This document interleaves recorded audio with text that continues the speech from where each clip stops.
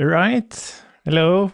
So I'm super pumped. It's so fun to like see people reflect and discuss and conclude and put things into their own words. And so like we have this channel which is part of like the cerebral thing, but it also includes like overmind. It's kind of like, I guess, state management that I've been part of, projects I've been part of. um so I asked to kind of go through some of the feedback related to how we explored classes. Mm, and and then and yeah, like Henry says, I'm a little ambivalent here, and I that's how I feel as well. It's like exploring things and see some good stuff with one approach, and then some good stuff with the other approach. Um, so yeah, it does seem like state machines get better organized with classes. But it has a cost, right? It has a constructor, it has read only, it has private, and also the fact that it needs a decorator. It's based on MobX. Um, yeah, so I totally agree with this. Like, I totally agree with that reflection. And then, cool, so you can implement state machines with classes similar to Bonsify with less typing overhead because types are derived from implementation. Exactly. However, classes come with a lot of cruft, and for me personally, it's easier to reason about state as plain object or a simple JSON. And I totally agree with that, because what I really like about Bonsify after reading some of this feedback is like the closure we're creating around this like simple JSON can have complex types. Like it can have maps, it can have sets, it can have all that, like it can instantiate classes, everything. But at the end of the day, what you return from this closure is a simple JSON object. Personally, I hate the decorator approach. But yeah, but especially like with the object that kind of, because MobX makes everything observable, even stuff that's not really related to, even stuff that's not even related to what you want to observe. So for example, if you pass utils or APIs or whatever you want to call them, you have to put them on the class instance itself and it becomes observable. And then you kind of have this object in the reactive decorator to kind of not make it observing, which is, it's just weird. As far as I understand, Mongoose just replaces reactive primitive for Bonsify. It does, yeah. Conceptually, it definitely does. So it's still the same concept and the same pattern, but with the overhead of using classes. Yeah, and that's basically it. It's like classes just fuses types and implementation in a different way than what a simple object and types does. Yeah, because you can use the class as a type, and like you can't use an object as a type. You have to do type of, and even then, it can infer things like if the object has a property of number, it can infer that if it's a boolean. But if it's an array, it doesn't know what's in the array, so you have to like explicitly type that.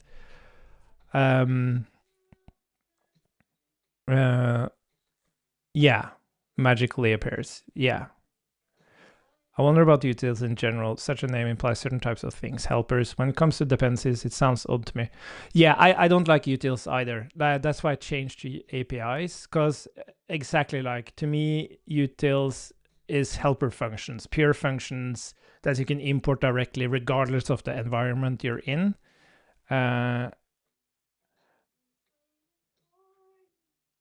Yeah, you can use context. Yeah, context, environment, it doesn't matter.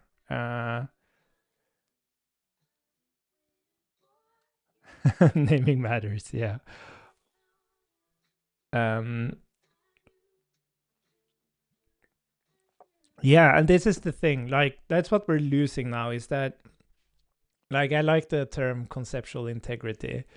Because Cerebral and Overmind kind of nail this idea of like, okay, you have some state over here, you have some actions over there, and you have some effects over here. And the actions has access to the root state, and you can do whatever you want there, just change stuff. And the effects is everything that's not specifically related to your app. And that makes and you kind of lose that in Bonsify. You have to come up with these things yourself. It's lower level to some extent. But that's kind of what, I guess that's really what we're exploring here, is like, can you describe these, can you describe the conceptual integrity as a set of patterns as opposed to abstractions and primitives? Keywords might disappear, but does it mean that concepts living in the problem area disappear? Definitely not. I think they will manifest themselves in a certain way. Yeah. So the thing we're gonna refactor the session thing, and like closure is, I wouldn't maybe call it the constructor. Like I think we talk about the same thing, like the new keyword. It's like, it's the code that runs in the constructor, right? And then not exposed expressions are private properties, exactly. And we're gonna see something cool that you can do about these private properties, or these not exposed expressions, or, well, not expressions, but like the function statements. Is that what you call them? Anyways, we're gonna look at that. Yeah, complexity does not disappear, it gets moved. Also have another, yeah, that's me. I'm in the process of putting Mikkel and Dominic to bed. We just started. Yeah, I watched the stream. I don't quite get the problem of why defining hooks that point to a particular piece of state, or let's call them state selector, is a bad idea, especially if you separate state behavior from the UI. Needs access apparently, you just use a hook that points to this particular piece of state. Yes.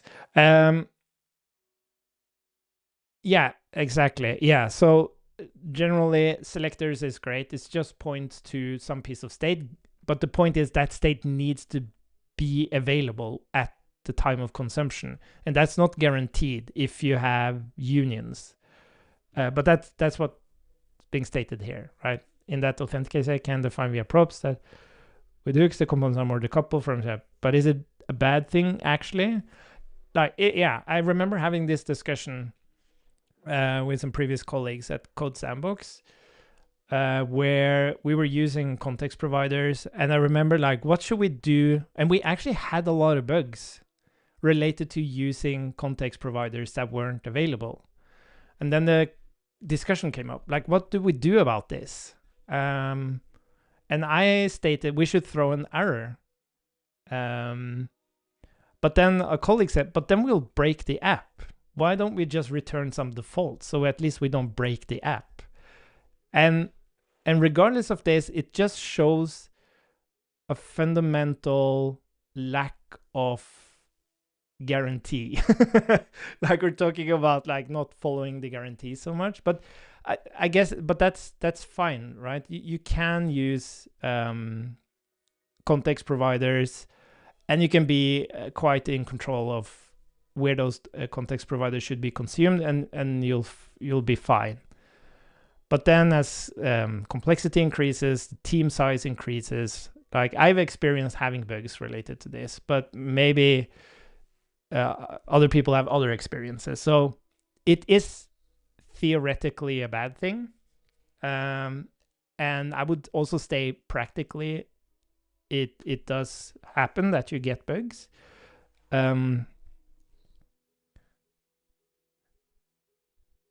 Yeah, we try to see the dependency. So this is what we're going to show. I'm going to show this in the refactor, how we actually handle this relationship using props as a contract.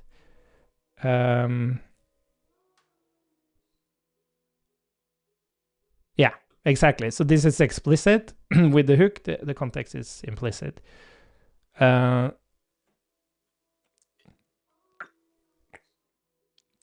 Yeah, so this is the thing I'm most curious about. Like, if we make the props the contract, you will be doing more props drilling. Like, every component that needs access to state needs to get that state passed.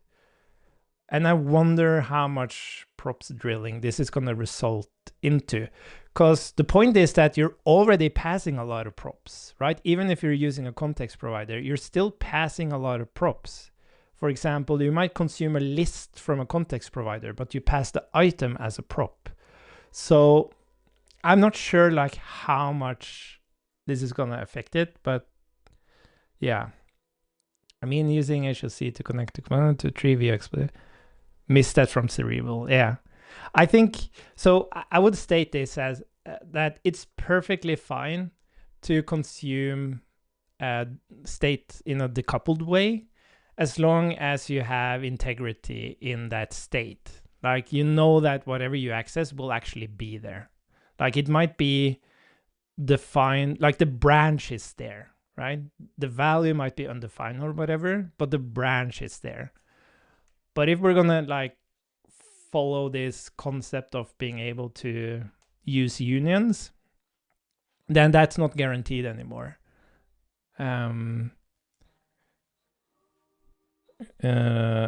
Inject some piece of state, and then with passing state, you can have an explicit type for your state, so that the child can only be used when the parent component is in a particular state. Yeah.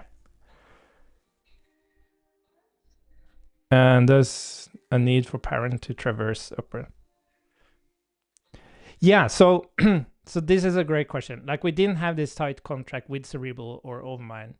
You could just connect any piece of state, but with Cerebral and Overmind,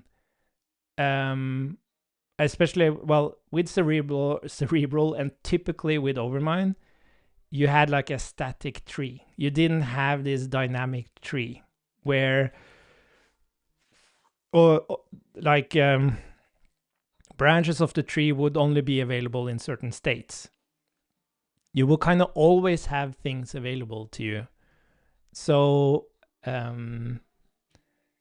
like, the risk is smaller that you go wrong, I guess. So I guess a more generic answer would be, it depends on how you organize your state tree, or how dynamic your state tree is, how big of a problem this is. So this is not really like, I think this whole discussion about like the state contract started with me like just mentioning during some other discussion that one thing that annoys me is like, how do you actually guarantee that consuming a context provider actually works? Like, can you get type safety, a type of type safety that guarantees that your decoupled state actually will be there? And then we kind of landed on, well, the only thing you can do is props passing. But what does props passing mean when you have a mutable state tree? And if you use this parent pattern. So, okay, that was a lot of good discussion. And I thought we could continue by looking at this session state. Because what I'm first going to do is, I'm going to call this session authenticated. I just had like a brain fart that it should be called this, authenticating. Wait, let me actually rename this. Session authenticated. So we're going to bring in like a lot of these discussions into authenticating. Sorry. Authenticated. I'm going to show you some other cool shit. Okay, so I think, I'm not sure if we actually need like the session state here. It's fine to just do this, I think. Yeah. So we have our session, which just has a state. And the first thing I'm going to show you is how it's possible to, I think we should document this as a pattern, because I really liked what Damien mentioned about like thinking about this closure as like the new keyword, or as I would put it, the constructor in a class. But what we're doing is that we're shoving so much stuff in here that it's unclear what the constructor really is, because we're kind of defining the internals with the constructor, which is not ideal, I think. But there is this superpower of JavaScript, which is called hoisting. So what we can do, oh, I have to excuse me. So what we can do is we can take this unauthenticated and we can actually move it down. Wait, we're actually going to move this other thing first. So we're going to take this on-auth changed. We're just going to grab the whole thing. I'm going to cut it. And then we're going to say auth on-auth changed. And here we see a superpower that classes doesn't have. Like every single reference here is a direct reference. There's no like this context, right? Everything's just pointing to an actual reference. But the cool thing I wanted to show you is that even though we return the session here, we can still add stuff after it. So, oh, let's see, async function on auth changed. And I could just do that. And it still points to on auth change. Wasn't that the thing I called it? Oh. And it still points to everything as normal, right? Even though I just moved it below. And we can do that with all of these. So you can think about this constructor as kind of like a mix of defining properties directly on a class or literally using the constructor function. Because here we are defining all the private references that we need. And then we kind of have this clear point of this is the end of our constructor. And then everything that we would normally put as methods on a class, we put after the return statement. But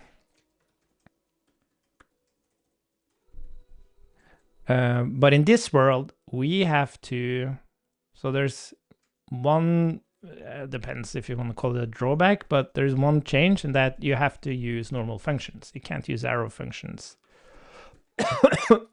What is happening?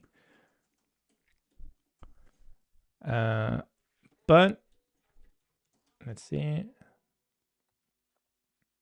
And then function authenticated. And like this. And then, yeah, this is already doing the thing. So what happens now is that we actually have a pretty clear definition of, okay, what is this in types terms. And then we have the implementation where we can see clearly, we can even like move all the constants up here.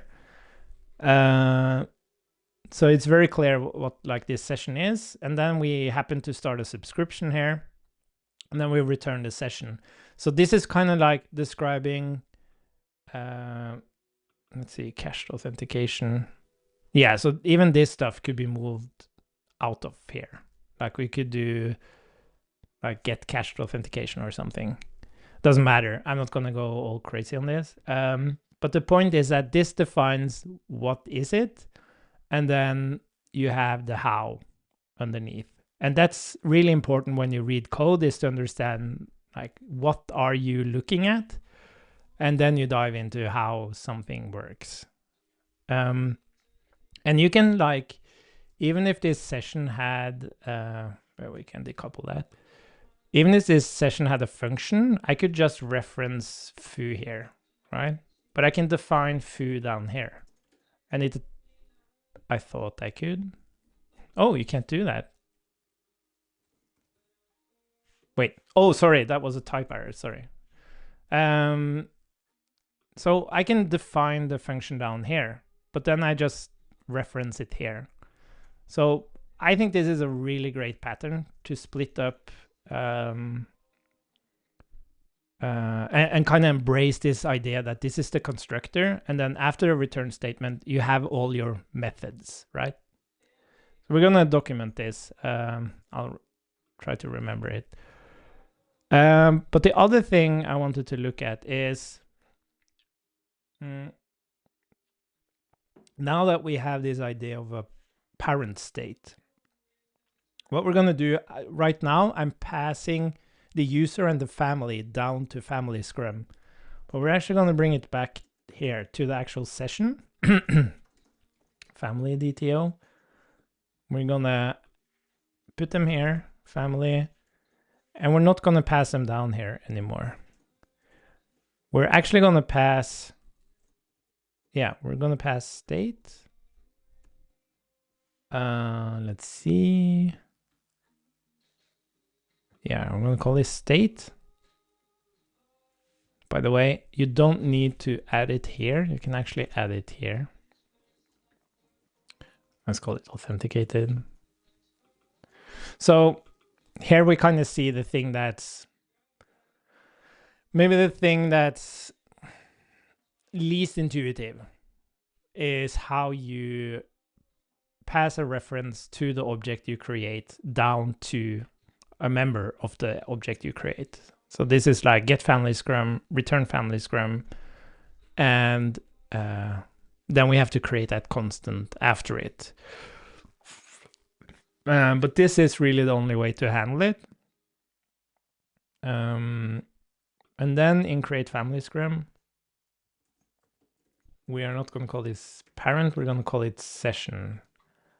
Now we don't need to have the family there. Let's see. And then let's pass a session here instead. And then no user and family, we're just going to have session there. And when we subscribe, did we call this session authenticated? Okay. So we're going to clean up this thing as well. Subscribe to data. I don't think I actually streamed these changes. Authenticated session. Oh, session authenticated, sorry. So now we can, I guess we can destructure this to family. Is it user as well? Yeah. Cool. So this is where it just builds up all the data for the app. We can go through that at some point, but let's see. So we have our view states. So looking at maybe we should go through some of it. Where's the app? Okay, so as I mentioned, this app doesn't care about, doesn't like mount and unmount state just because you navigate around it. It keeps in memory the state of every view, right? So that's what view states are. So we have the dashboard here. And then we have something called view stack, which is just what's the current view you're looking at, so that it just pushes views onto this stack, and then it can pop those views off the stack. And again, we could have used components for this, like a router or whatever, but I didn't do that.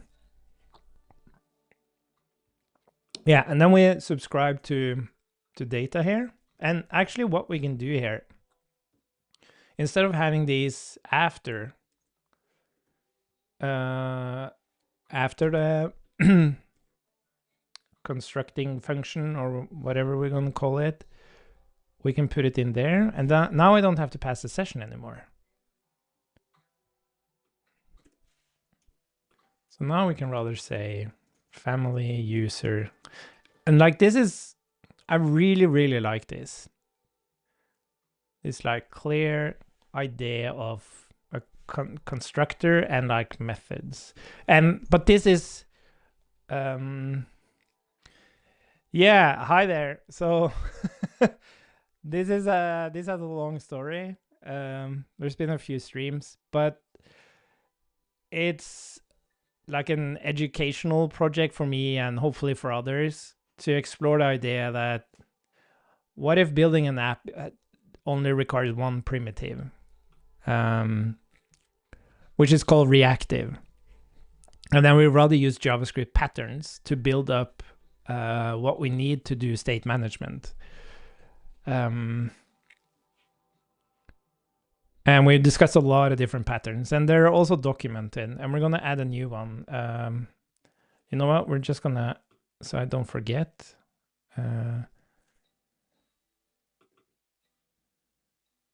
So in the docs, do I have the latest here? Yeah.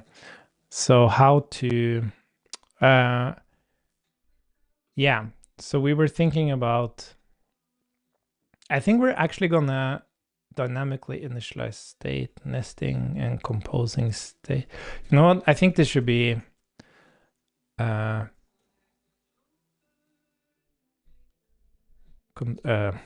constructor. Sorry, this is maybe a bit small. So you can think about these as like, these sections are patterns. They are not introducing a primitive or an abstraction. It's just patterns in JavaScript to solve things that's related to state management. Constructor thingy. I'm just gonna write that for now. Let's see. And then, yes. So now that we have this in place, because I have another topic for discussion.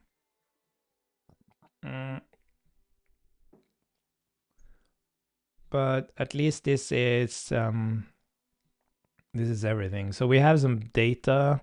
This is all the data of the app, and it's possible to unsubscribe from that data. That's related to when you get unauthenticated. And then there's weak data, which you can also, it subscribes specifically to. So that can also be unsubscribed. And then we have the views.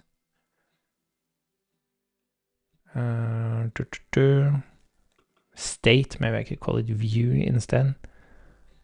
Whatever. Yeah, this doesn't matter that much.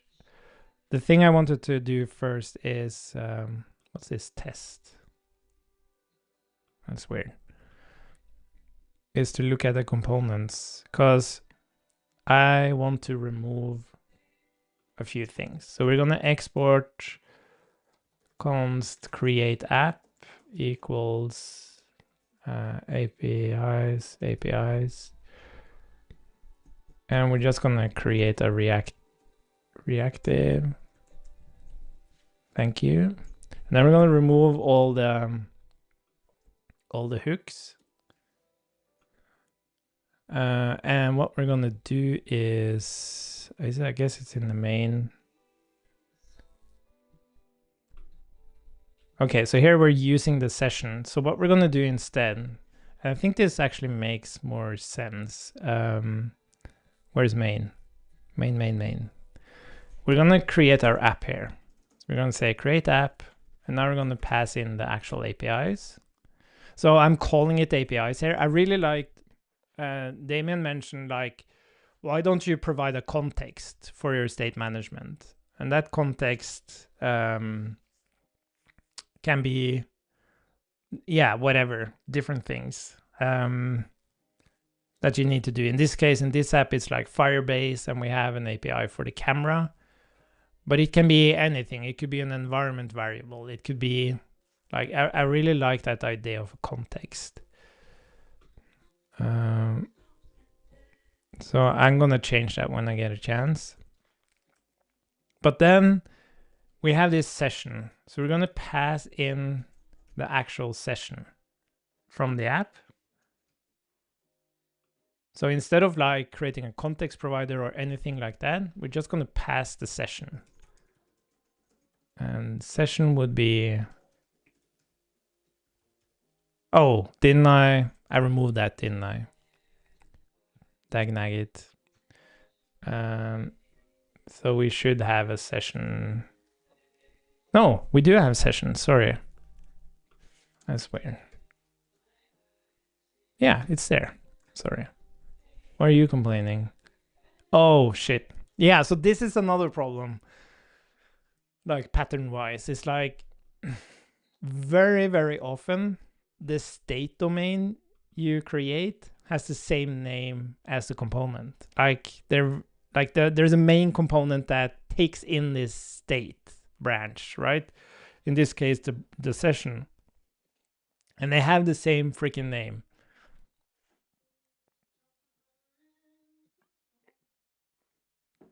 So maybe you should put a T in front of it.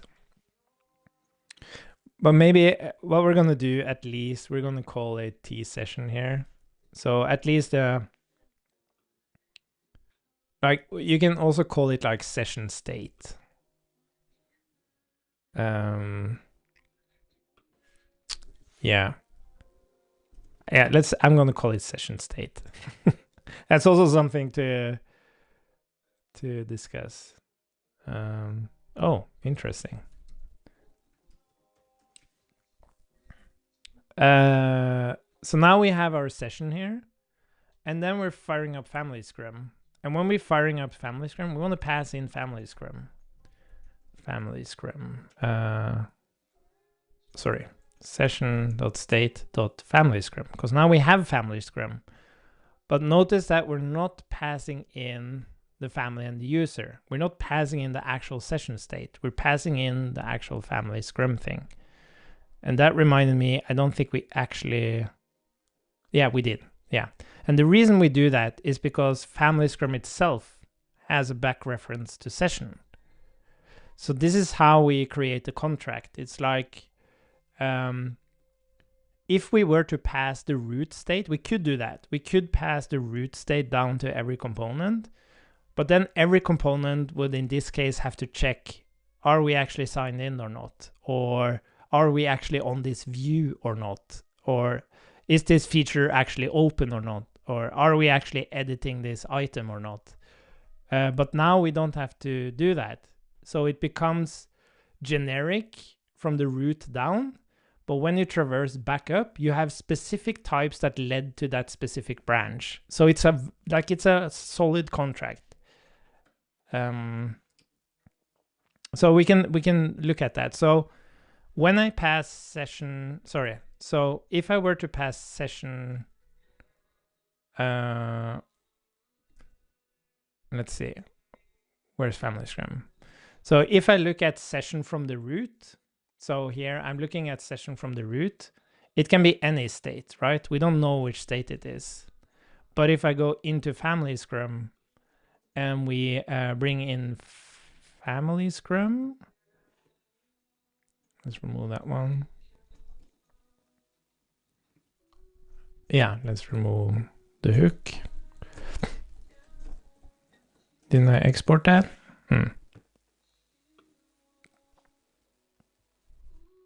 Yeah, I did. Why are you complaining? And why are you complaining? Cannot find name session. Oh, I really messed this up, didn't I?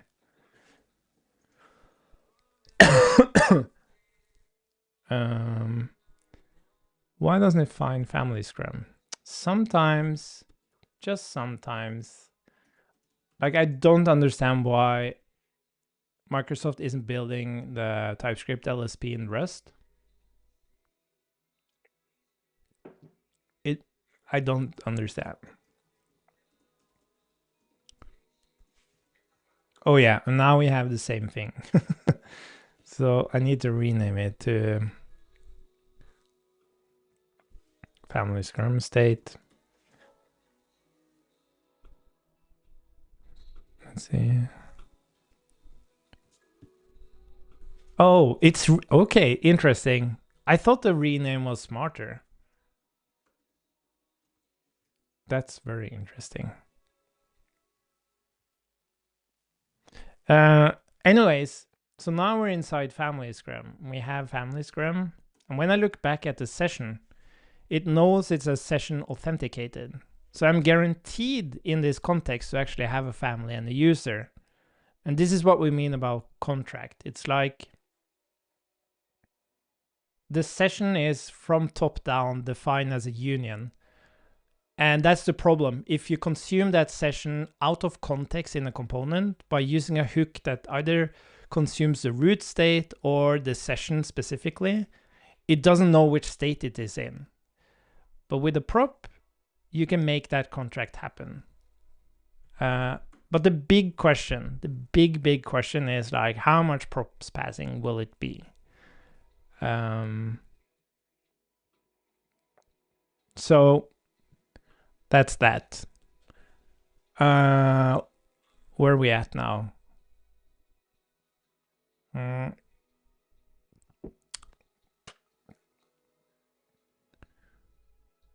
Yes. So we could continue building the app, but there's one thing I want to talk about. Because React has this concept of immutable state. And when we think about immutable state, we kind of think about like every time you change the state, the whole object or the whole array, like any parent reference will change as well.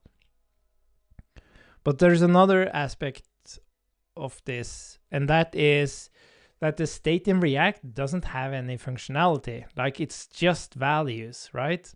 It doesn't make any sense to have immutable. Like if you shove a function on, you don't put functions on objects in React. That doesn't make any sense. Like even React itself is like some component. Like state, set state, use state, right? It splits up setting the state and using the and changing the state. You don't have an object with like increase. Like that doesn't make any sense in React. And there's something there's like huge benefits to that as well. Oh, I'm a bit I think I've been too excited all day, and now I've been talking a lot today. Good thing I had one more beer from the weekend. I saved it. So anyways, let's see. So the thing I'm going to talk about is deriving lists. So in this world of like doing things like this session, you see that we kind of put the functionality with the state. And this allows us to say that when you are unauthenticated, that's when you have the possibility to sign in. So you look at this session state, and it doesn't only give you the values, it also gives you the functionality of that state, which is amazing for exploration. Like at Code Sandbox, when we're using Overmind, like Overmind has a separation of state and actions. So you don't know what actions applies to what states. Which isn't like terrible, but there are certain actions that makes absolutely no sense in certain components. But you have access to all of them, right? So you lose some discoverability. But what happens here is that when you explore what state is available to me, you also see what functionality is available to me, which is a very powerful concept, I think. But there's a problem, because what if we wanted to have a list of, how should we describe this? I'm gonna try just writing something here. So what if I have, let's say the groceries, maybe we can just look at the groceries. So let's do that. Let's just create a groceries state. Groceries.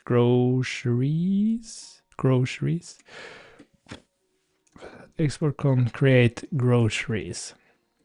So this is gonna be, and again, I'm just gonna call it, I'm not sure if I need APIs here, but I'm at least gonna give it family scrum state. So maybe we can go in here. Let's just return like reactive nothing. Where is family scrum? Here it is. And family, where is family scrum? Yeah, so it's actually one of the views. So let's say views can be name, groceries, state will be groceries, and we're gonna add groceries here. Export type groceries, groceries state. Let's just make it like that. Yeah, I'm just gonna shove it in here for now. Grocery state. We're gonna make this like proper later. And then we're gonna actually create the state here. So this is a living, breathing view that sits behind the scenes at all times. Either it's there or it's not there. But the thing is, I should have access now to,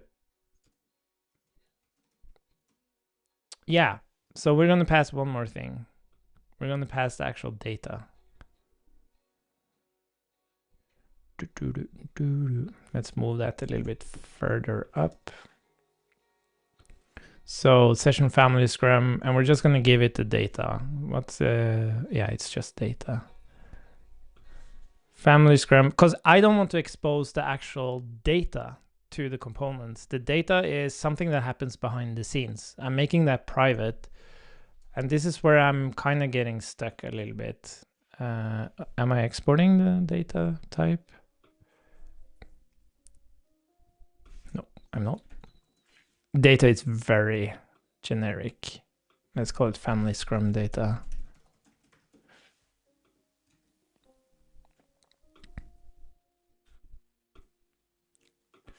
Family scrum. Oh, family scrum data. Okay, so I have the data now, and in this groceries list, I would want to have functionality around each data. So when I like click it to remove it, that's like actually described on the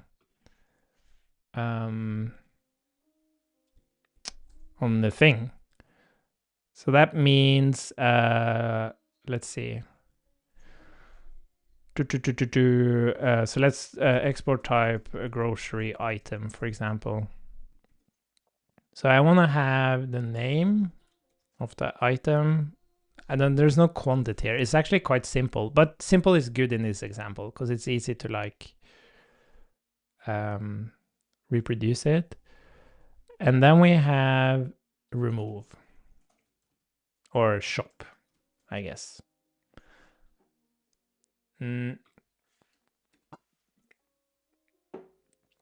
Let's just call it groceries list and then grocery item.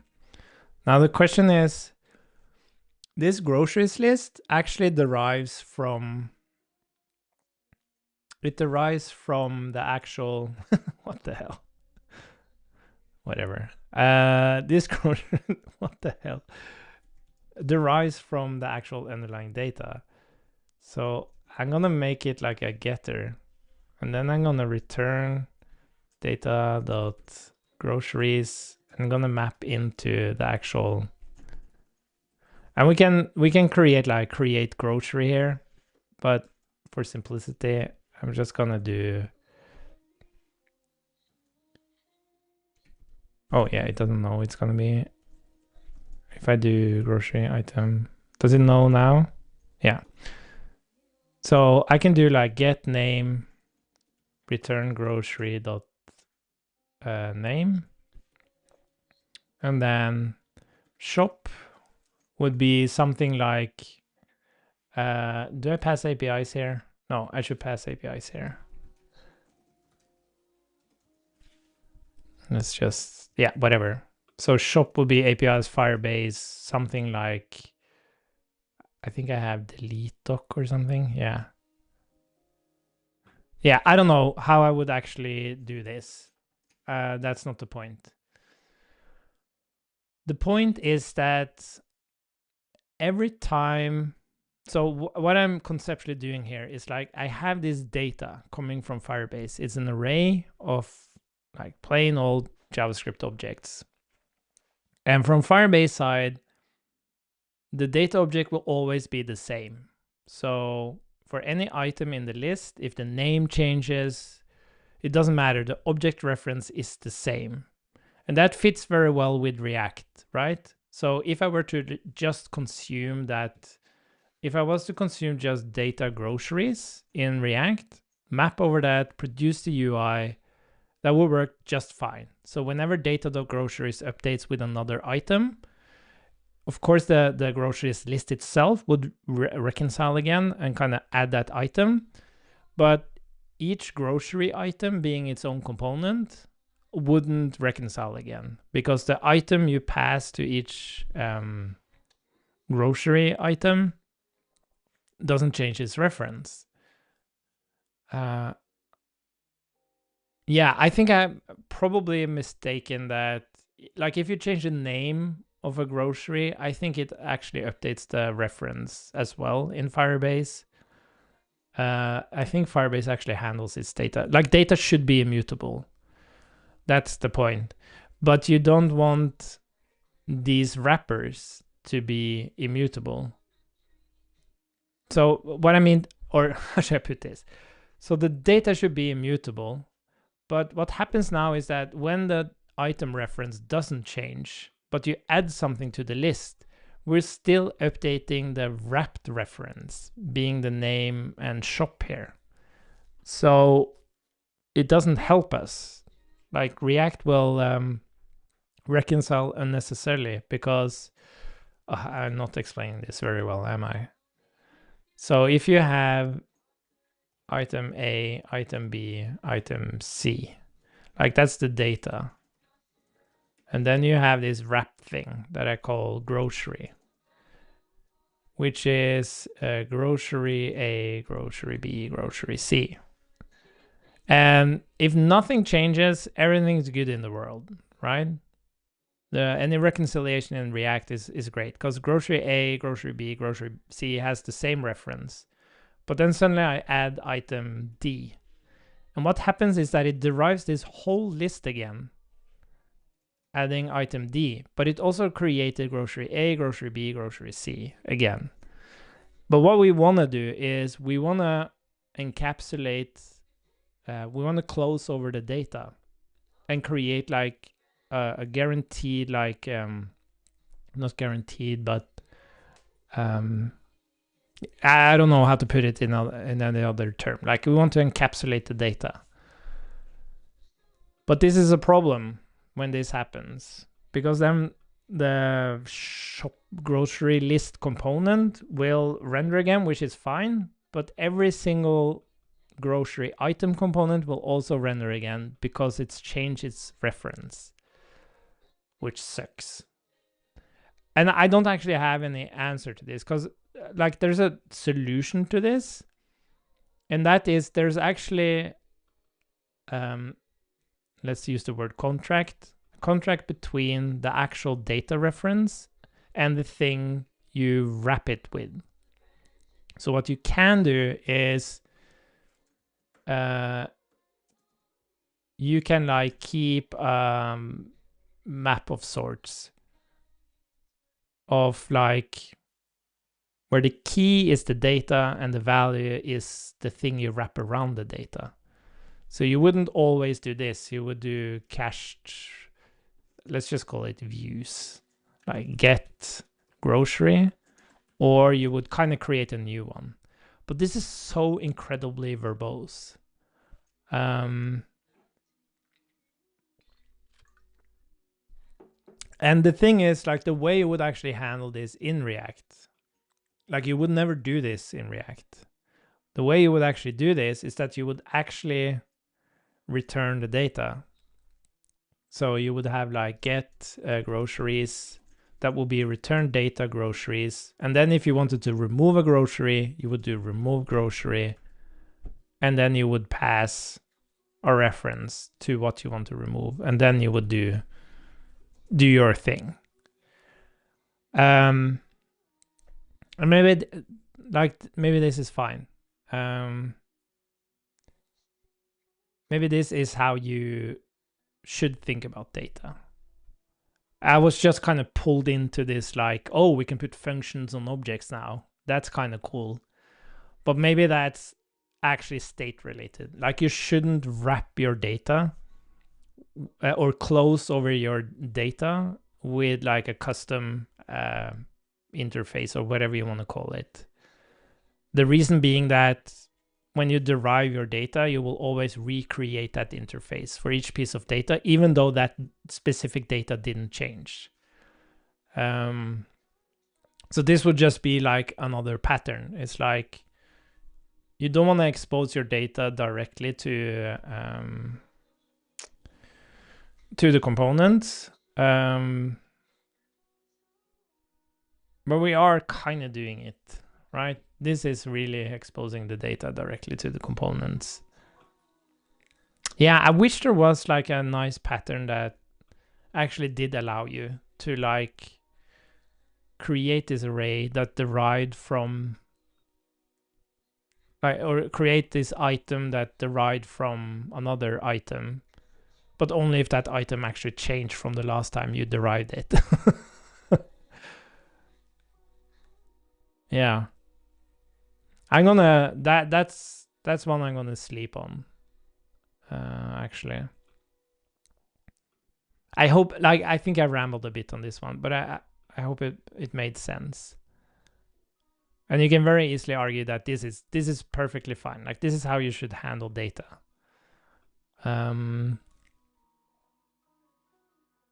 again, like groceries here isn't actually data groceries. As you saw in the app here, you can filter. It filters it, right? So this would actually handle all the logic around like the filter and everything. So we're not like directly returning the data. Yeah, maybe this is just how data works.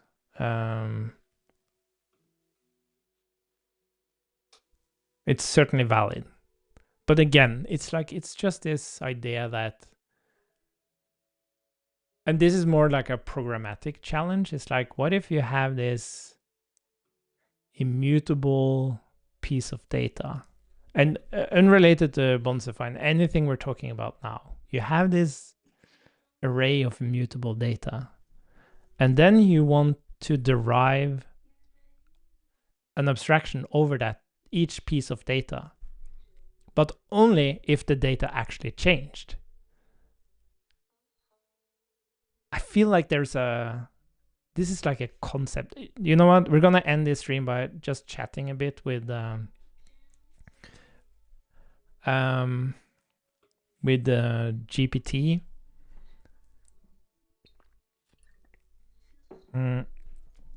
My beer is almost empty as well, so I think I'm gonna play some Path of Exile too. Yeah, and this is stuff to sleep on for sure. Anyways, so I have this. So I am reflecting on immutable data, specifically if I have an array of well, it's not really immutability either. Whatever. Specifically, if I have an array of yeah, it's immutability. Specifically, if I have an array of data, whenever we add or remove, whenever we change the array, well, whenever we add, remove something in the array itself changes reference, but the items within it does not. If I change a single item in the array, let's make a list for it.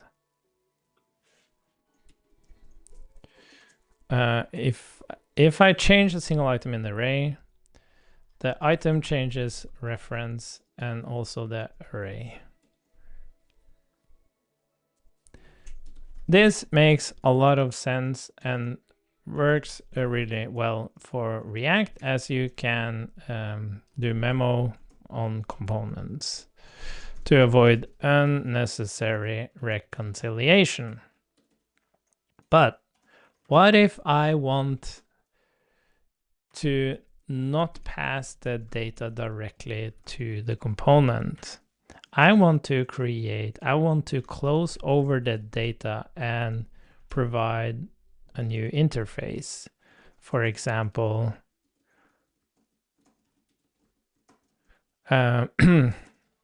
component items equals did I just call it data? Data.map data.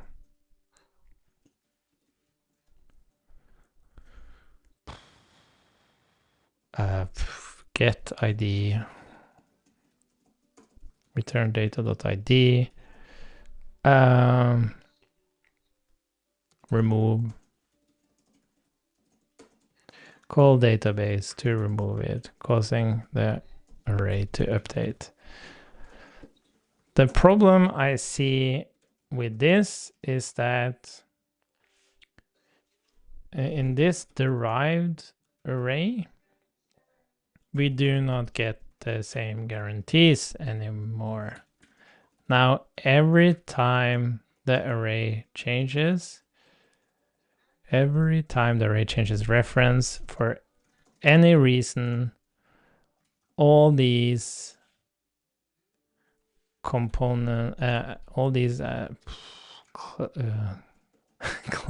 over data items will change their reference to make sure this does not happen.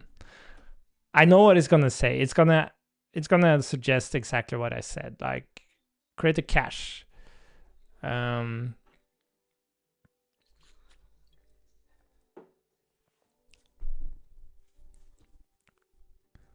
Yeah, the right cache. Oh, what's interesting here though is that it's using a weak map.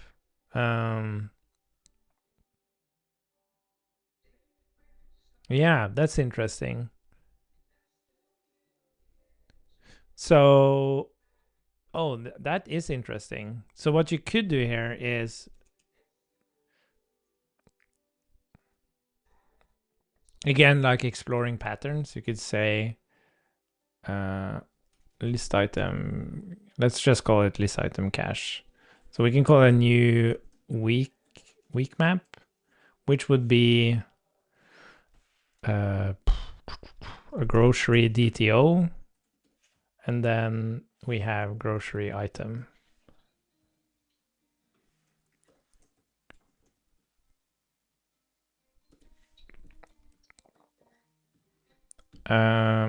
And the way this would work is like,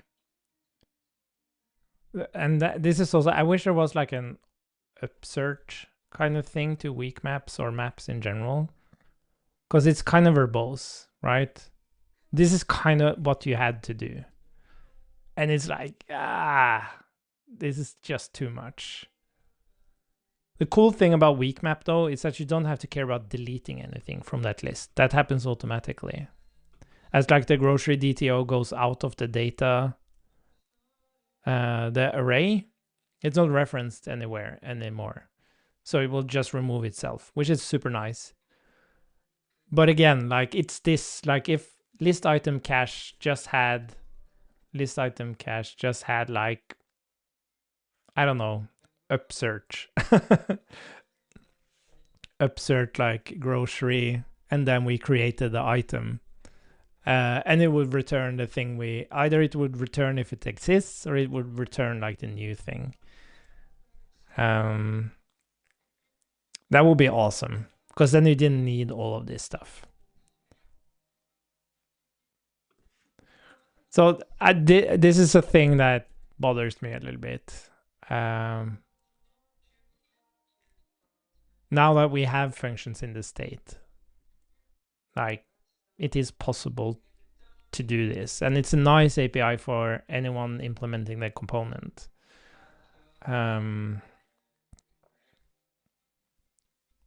But again, this is the interface with React, right? So maybe the interface with React should behave like React does. Like React doesn't do mutation, right? So you want to provide like a immutable interface to React, because that makes sense in the React world. And an immutable interface for React would actually be, didn't we put it here, the thing? Oh, did I? Oh, I can write it again. So get, oh my God, get groceries. But maybe that is the takeaway from this. Data.groceries, remove grocery. Yeah. And typically you would even pass the ID here, right? You wouldn't even pass the item. You would do this. So yeah, maybe that's the second takeaway we have here is, where's the docs, Bonsify? Exposing immutable interface to React. Okay, 2 notes to reflect on. Well, I guess constructed thing is a given, but yeah, this one's interesting. Okay, I think I'm gonna call it a night. But this is, yeah, it's been super fun to follow like all the discussions around this. And like when you think about accessibility, like if you think about something like Cerebral and Overmind, the accessibility threshold is much lower because it has such conceptual clear concepts. It has a very clear mental model. It has something your brain can hook into, right? So this is not simpler in the sense that it's like easier. It's simpler because it's just using the language. But it has a higher threshold because you have to really understand the language to use it. Or you have to be prepared to like learn more about the language and its capabilities and the patterns within the language to use it. And that is never a bad thing. That's always a good thing, right? But at the same time, it's just a different thing. Like everything is a perspective, right? Any state management tool is a perspective on how to do state management. But I've never seen this perspective before.